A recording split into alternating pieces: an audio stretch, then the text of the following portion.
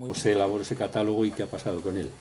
Bueno, pues buenos días, soy Iván, como ha comentado José Carlos, soy miembro de la plataforma Justa Feria y Calles Dignas de la Ciudad de Madrid. Y bueno, principalmente para convencer a la gente, una de las mejores formas, la forma adecuada es, como estamos haciendo, reivindicaciones en las calles. Pero para que también llegue a efecto lo que estamos reivindicando, otra de las vías que estamos trabajando es la vía de crear la vía legal. Para ello, que coincidió que cuando estuvimos ahí presentando la proposición al Pleno del Ayuntamiento de Madrid, que volvió a ser rechazada, el renombramiento de estas calles a nombres dignos, fue rechazada por PP y Vox con voto favorable de PSOE y Más Madrid. Coincidió que fue aprobada la nueva ley de memoria democrática ese año de 2022. Entonces vimos que había otra vía por la cual podíamos luchar. Entonces lo que hicimos fue primero analizarlo detenidamente la ley, no voy a ponerme yo a comentar cada uno de los artículos, pero para que tengáis en cuenta las ventajas que tiene esta ley sobre la anterior de memoria histórica, que era de, si recuerdo bien, del año 2004. 2007, perdón. 2007. Esta sobre todo lo que, aparte de incluir una definición de qué es un símbolo o elemento contrario a la memoria democrática, en el artículo 35, incluía el añadido de que antes solo se fijaba en el ámbito de la sublevación militar, y esta añadía también en la época de la dictadura. Y luego, además del régimen franquista, añadía cualquier elemento relacionado con las potencias del eje durante la Segunda Guerra Mundial. Por eso digo que fue un importante avance y que indica eso, que puede estar referencias en topónimos, en el callejero o centros públicos. Y tienen que ser pueden ser tanto de carácter público, los centros que lo tengan, o también pueden ser privados o de carácter religioso, básicamente la Iglesia Católica. Y luego, mencionaba cómo se elabora ese catálogo, que es el que, gracias a él, vamos a poder hacer esa presión legal en cuanto se publique, que esperemos que sea muy próximamente. Porque ya de 2022 ya han pasado 4 años y esperamos que ya el Gobierno, y en concreto la Secretaría de Estado de Memoria Democrática, ya se pueda terminar de este inmenso trabajo que le ha llevado durante todo este tiempo para que lo presente, lo publique y se pueda ya realizar las reclamaciones pertinentes a las distintas administraciones que lo incumplan, tanto administraciones públicas como se pueden hacer a particulares, como hemos visto. Para elaboración tienen que, en principio, colaborar las administraciones públicas y también pueden colaborar, como aparece ahí, las víctimas, familiares y entidades memorialistas, en este caso, que sería nuestra plataforma, y es lo que nos hemos acogido para presentar las solicitudes que de momento lo hemos hecho a través de correo electrónico, los distintos listados, según íbamos avanzando en la investigación, se lo hemos ido enviando, y actualmente con la publicación del reglamento que desarrolla cómo se debe llevar a cabo el catálogo, actualmente se tiene que hacer por registro. Pues digo, si algún particular o entidad quiere realizarlo, tiene que hacerlo por registro según establece en el reglamento, que lo puede consultar en internet, que está en abierto. Gracias a esta nueva ley se establece el procedimiento de retirada, que se puede hacer de oficio, incoándolo. Se ponen multas en caso de que alguna administración no lo quiera llevar a cabo. En este caso sería, en nuestro caso, el Ayuntamiento de Madrid para las calles, para los nombres de las calles, pero también la Comunidad de Madrid para los nombres de institutos o centros de salud, por ejemplo. Y también lo que permite es la retirada subsidiaria en caso de que no lo pueda llevar a cabo, no lo quiera llevar a cabo, pues se puede hacer de forma alternativa por otra administración. O sea que hay distintas vías que esta ley de memoria mejora sustancialmente a la anterior. Incluye que es una infracción grave el incumplimiento de la retirada de estos símbolos, e incluye la cantidad de estas sanciones administrativas de carácter económico que haría contra estas administraciones o particulares que se negaran a cumplir la ley en cuanto esté publicado el catálogo, quiero recalcar. También permite que los particulares o entidades podamos denunciarlo ante un jurado, un juicio, y se puedan eliminar también hacer una denuncia contra, en este caso sería el Ayuntamiento de Madrid, para que, por ejemplo, la calle de Millán Astray deje de estar porque es un nombre ilegal. Entonces digo que esta ley me aporta todo esto. Luego, los datos, como hemos hecho nuestro listado, ¿no? Ya voy entrando más en materia. Lo básico, que además cuando se lo enviamos por primera vez a la Secretaría de Estado nos facilitaron más detalles de cómo debería llevarse a cabo para que esté mejor cumplimentado este registro. Bueno, pues en la identificación individual, fundamentalmente, que haya una base histórica que esté detrás. Para ello yo, con mi formación, como soy doctor en historia, trabajo habitualmente como funcionario con documentos históricos, a que estoy habituado a manejar este tipo de estos materiales. Lo que hice fue hacer una fundamentación, porque no puedo decir, no, es que a mí no me gusta, pero tienes que explicar por qué. Sobre todo porque esto es luego, si es necesario llegar incluso a un juzgado, tienes que fundamentarse bien y con documentos, ¿no? Nosotros lo que usamos fundamentalmente fue el diccionario biográfico de la Real Academia de la Historia, titulado Historia Hispánica, donde viene la biografía de todos estos personajes a los que son indignos y por tanto no deberían estar en los nombres de las calles o de cualquier otro equipamiento público. Utilizamos también la base de datos públicas que tenía el Ayuntamiento de Madrid y que recientemente, no saben por qué, han sido suprimidas, por tanto ya no tenemos esa referencia de documentación para fundamentarnos, sobre todo que te aparecía en qué momento fue, por ejemplo, una calle, empezó a llamarse así, pues te venía esa información. Luego también incluimos en este listado los nombres anteriores que tuvieron, en nuestro caso, por ejemplo, las 6 calles estas que revirtió Martínez Almeida, pues hemos puesto los nombres, pero luego hay algunos otros que cambiaron durante el franquismo que también habían tenido un nombre anterior, pues también lo incluimos, aunque en principio la ley lo que hace es eliminar los nombres franquistas por ser nombres ilegales, no establece que se tengan que poner unos determinados nombres, pero bueno, los hemos incluido en el listado por si lo querían incluir también en el catálogo que tiene que publicar la Secretaría de Estado. Hay una descripción física, sobre todo en carácter de monumentos, efigies, escudos, placas. Es fundamental una fotografía que lo documente, la ubicación exacta, hemos puesto las direcciones. En el caso de cuando lo hemos subido en la web debería desaparecer, hemos incluido la geolocalización, las coordenadas exactas. Y luego la titularidad de cada uno de los elementos, ¿no? Que es el Ayuntamiento, la Comunidad de Madrid. Hay algún caso de algún ministerio, en concreto el de Defensa, que detallaré más adelante, la Complutense y luego la Iglesia Católica y también los particulares en concreto por el tema de las placas del Instituto Nacional de Vivienda. Lo que han comentado no voy a desarrollarlo. Incluimos en el primer listado, voy a comentar un poco cómo hicimos el primero, incluimos las 6 calles que había revertido Martínez Almeida en 2021. Aquí os pongo sucintamente los motivos de por qué no deben de tener una calle, porque al fin y al cabo una calle o cualquier equipamiento es un homenaje a estos personajes y claro, si uno ha tenido cargos durante la Guerra Civil o tiene delitos de sangre o es un símbolo, como ejemplo el crucero Baleares está manejando el asesinato masivo de refugiados, pues no parece normal que esté. Y luego sobre todo también el tema de soldados nazis o relacionados con el eje, que os comenté que esta ley refuerza esta parte. Luego este primer listado también... yo es que fui en su momento vocal vecino de Ahora Madrid en el distrito de Latina, entonces tenía yo bastante material acumulado de ese distrito, por eso el primer listado está como muy centrado en el distrito de Latina, que es uno de los más poblados de Madrid, que está en el sudoeste, es una zona más bien obrera que se desarrolló sobre todo en la época franquista y por eso hay tantas referencias y elementos a la dictadura y a la guerra civil.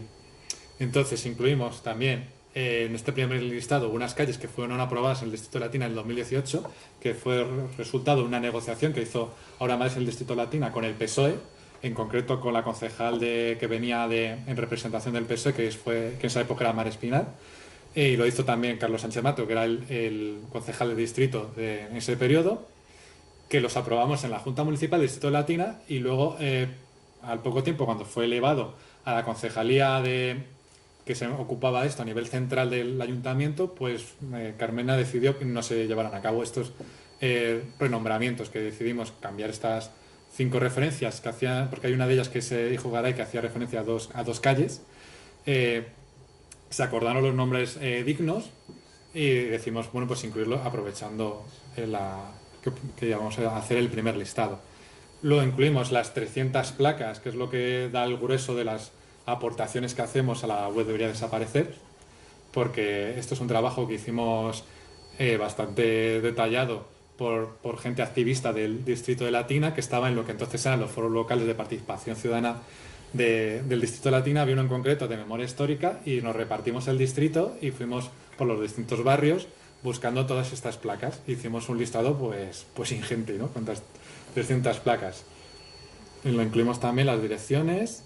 Y luego también, en particular, también esto fue aprobado en la Junta Municipal del Distrito de Latina para elevarlo al Ministerio de Defensa. En el Museo de Aeronáutica de Cuatro Vientos, en la parte exterior, ya no es tanto la parte museística, sino los jardines que hay en el exterior, donde están los aviones ahí en las calles de despegue y tal, había elementos que no cuadraban mucho tampoco con la temática del Museo de Aeronáutica, ¿no? Porque, por ejemplo, esto que aquí os pongo, esta piedra que tiene una inscripción en la que supuestamente ahí fue nombrado Franco como jefe del bando sublevado. Eso no tiene nada que ver con el ámbito aeronáutico. Luego hay otros elementos, por ejemplo, este que vemos a su derecha, que es dedicado a al aviador García Morato, pero es que él, como aviador en la historia de la aviación, no tuvo ningún elemento relevante.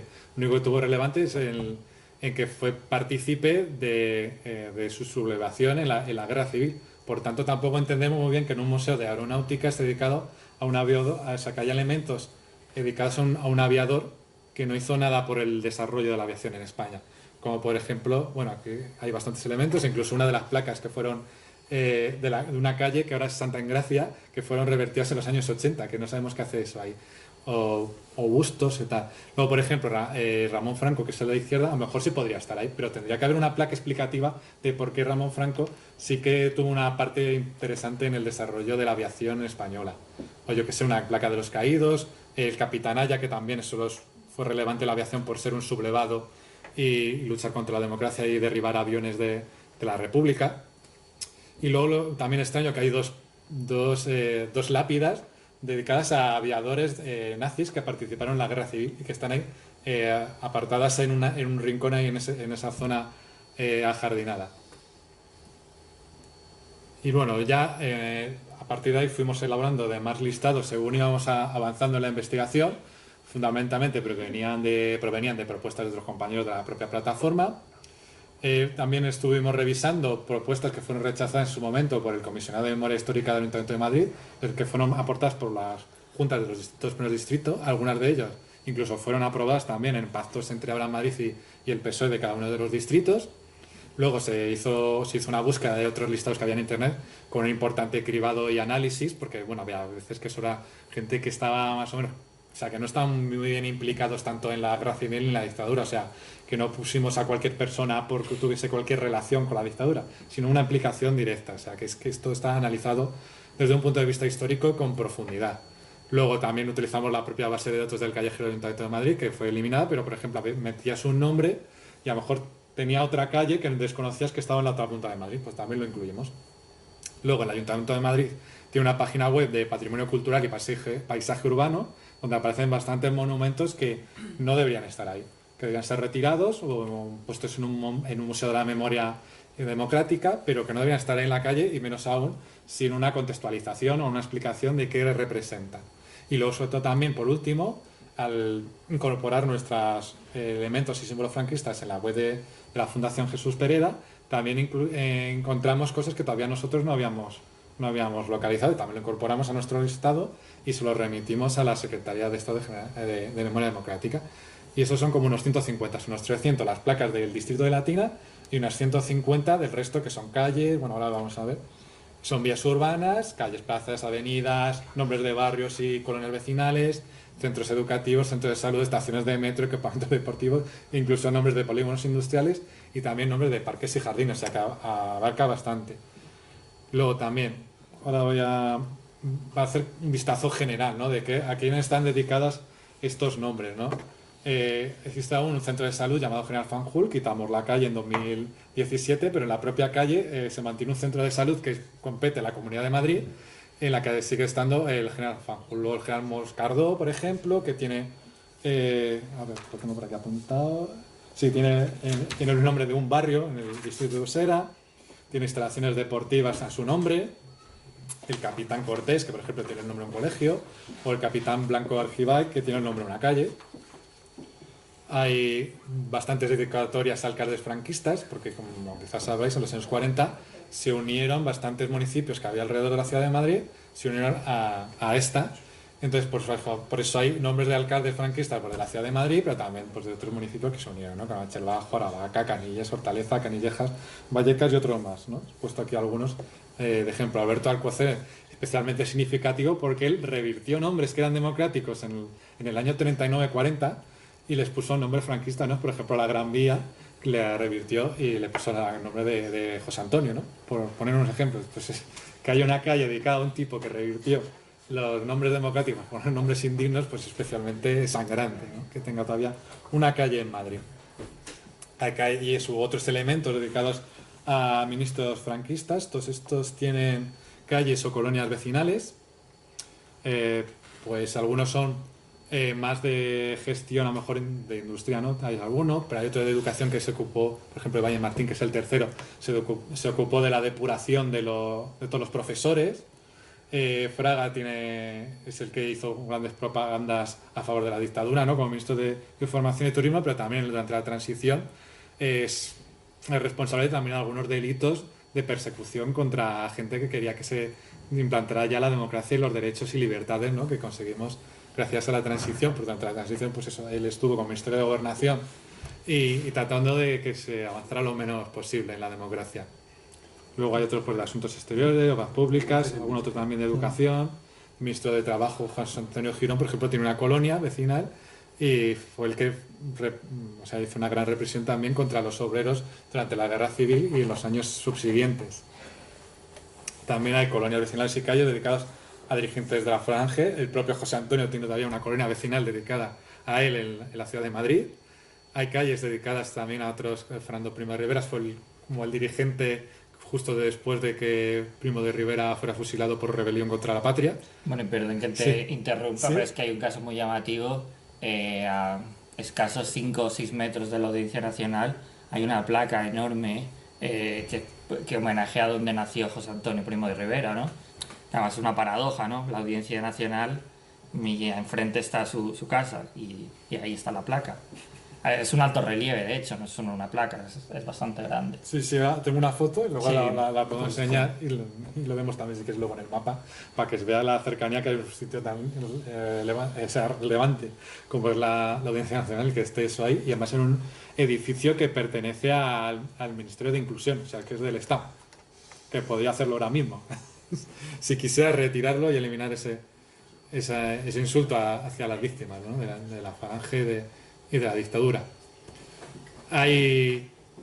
Sobre todo esto creo que todas son calles dedicadas a miembros de la División Azul. Hay que recordar que la División Azul fue una parte del ejército nazi. O sea que están dedicadas estas calles a nazis. O sea que ya estamos a nivel internacional. Por tanto, todas estas que fueron o soldados que murieron en la guerra o que participaron en la Segunda Guerra Mundial luchando contra los aliados en ella para instaurar el régimen nazi a nivel internacional, pues no es normal que estén, ¿no? Algunos son religiosos que estaban ahí, que eran como para perdonar los pecados que estaban realizando, asesinando a gente que luchaba a favor de la democracia y los derechos humanos en la Segunda Guerra Mundial. Luego también hay dedicatorias de calles o colegios. En este caso, José Antonio, como hemos mencionado, era una colonia vecinal, pero hay 2 colegios, o sea que los niños pequeños se preocuparán de saber por qué su colegio se llama así. Pues está dedicado a un dirigente de extrema derecha, como era Calvo Sotelo, que era el principal líder durante la Segunda República. No era tanto la Falange, que era entonces un partido minoritario, sino Renovación Española, que era el equivalente a Vox de hoy en día. O sea, es como si hubiese una calle dedicada a Santiago Abascal. José Calvo Sotelo sería su equivalente durante la Segunda República. Y también hay otra calle dedicada a Ramiro de Maeztu, que sí que era un intelectual, pero según iba avanzando el tiempo, se fue cada vez más derechizando, y de su organización Acción Española estaba reivindicando ideas de extrema derecha. O sea que tampoco es normal que esté dedicada a un colegio y un instituto, que además tenían ya un nombre previo, porque eran del ámbito de la institución libre de enseñanza. Y fue a propósito eliminados estos nombres como castigo de estos centros de educación que buscaban una educación libre, obligatoria, gratuita, con nuevos sistemas de pedagogía, como ha comentado antes José Carlos. Fue una acción de castigo que se eliminaran estos nombres hacia estos centros. Por tanto, no es normal que tengan estos nombres y los que recuperaran sus nombres originales, ¿no? El Instituto de Escuela en el caso de Ramiro de Maeztu y 14 de abril en el caso de José Calvo Sotelo. Luego también, ya avanzando a monumentos, hay varios escudos franquistas todavía en la ciudad de Madrid. El de la izquierda es una variante de la Delegación Nacional de Deportes de la Falange, ¿no? Instaurada dentro del sistema de la administración pública. Por eso combina como los aros olímpicos con el escudo fascista de España durante la dictadura. Este está concretamente en un centro deportivo municipal, Gimnasio Moscardó, que su nombre también es ilegal porque homenajea a un general sublevado contra la democracia. Luego la Complutense, esta es la Facultad de Comercio y Turismo. Aquí en pequeñito, que habría que hacer una ampliación, tiene un escudo también franquista en la fachada. Por tanto, la Complutense podría ponerse manos a la obra y eliminarlo, ya que es un instituto, es un centro de educación pública y por tanto tiene que dar una imagen. Y luego este último es de un instituto de educación secundaria, el Instituto San Isidro, que esto es competencia de la Comunidad de Madrid y que nos consta eso, que bastantes miembros de la comunidad educativa quieren que se elimine porque es o sea, no es normal que a niños pequeños, como que fueran mayores, estén viendo estos monumentos como normalizando que es la dictadura, o sea, como una cosa normal, el fascismo y todas sus ideas. Luego también hay varios emblemas de Franco Víctor, que es un símbolo que se hacía como homenajeando a Franco por haber ganado la guerra civil, que están tres de ellos en fachadas de edificios, por tanto son privados, es como lo del Instituto Nacional de la Vivienda, de esas placas, ¿no? Estos tendría que hacerse una instancia a las comunidades de vecinos de estas casas que están en la zona de Avenida de América. De hecho, uno está muy cerca del centro principal de la UGT, está casi yendo hacia allá, lo tienen muy cerquita algunos. Y luego este que he puesto aquí en grande está en una iglesia de Carabanchel, que fue además realizada por la Dirección General de Regiones Devastadas, que era mano esclava de prisioneros de la guerra civil, de gente que no se quería ver sublevado contra la dictadura. Cuando hicieron levas el bando sublevado, pues luego les castigaron, cuando hubo después la dictadura, pues les castigaron a reconstruir edificios que muchos los había destruido, a lo mejor el propio bando franquista, en este caso una iglesia que estaba en el frente de guerra en Carabanchel. Y tiene esta placa pues eso, como regodeándose de que lo hubiese hecho mano esclava. Luego también hay placas con inscripciones, en este caso de caídos por la patria, o sea, caídos por el bando sublevado. Algunos tienen menciones incluso a José Antonio. Estos son de 3 iglesias distintas.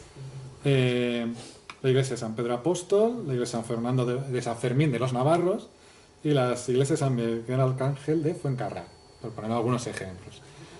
Placas con inscripciones de dirigentes, pues hay una placa dedicada a donde vivió Calvo Sotelo cuando derribaron su casa para hacer pues unas casas mayores de viviendas.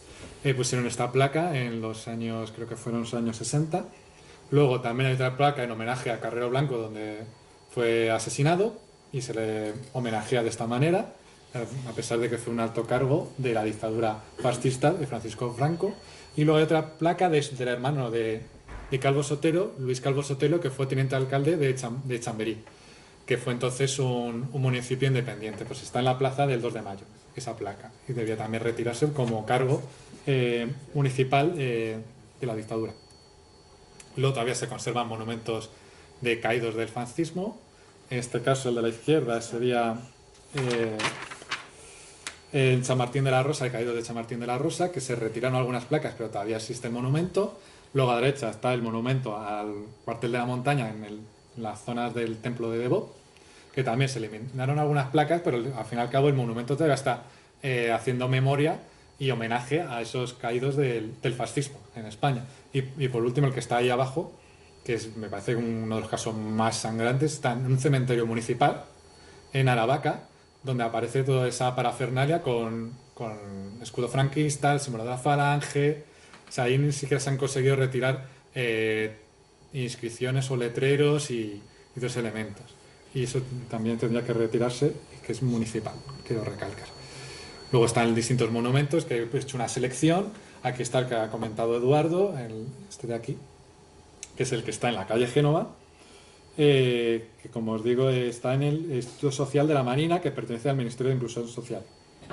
Y además está ahí puesto porque es donde estuvo antiguamente la casa donde nació José Antonio, parecido al caso que hemos visto antes de Calvo Sotelo. Luego también está el otro monumento a Calvo Sotelo, que es este conocido, ¿no? Que es el que está en la Castellana, o el del Arco del Triunfo. Luego también está, por ejemplo, a la izquierda, cerca de donde está la sede de la Real Academia Española, está este monumento, el alférez voluntario, y igual con la frase por Dios y por España, que eso tenía que ser retirado de ese jardín público. Y relacionado con este, en medio de la Casa de Campo existe un monumento que se llama el Cristo de las Bombas, que fue erigido por estos alféreces provisionales durante la Guerra Civil, en una zona donde por una bomba fueron matados bastantes sublevados del ejército franquista. Y con un Cristo que habían robado en un cementerio, pues hicieron este monumento provisional, y que de vez en cuando todavía se hacen actos ahí en homenaje a la dictadura, y que fue además un centro de reunión bastante frecuente por estos alféreces provisionales, que como os digo, eran soldados franquistas. Y luego por último quería señalar de esta selección de monumentos que está en la zona de la Avenida de América también, que es un monumento a la paz, pero es que realmente es a los 25 años de paz, que es como llamaban eufemísticamente a los 25 años de dictadura.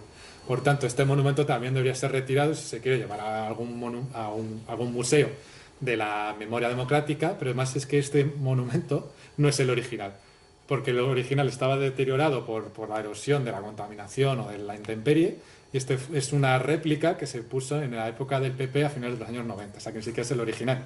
Por lo tanto, tampoco tiene sentido de que esté ahí, o sea que se podía eliminar directamente porque ni siquiera es el original, no tiene ningún valor como monumento en sí. Y por último, quería expresar las reivindicaciones que tenemos desde la plataforma Calles Dignas Justa Freire.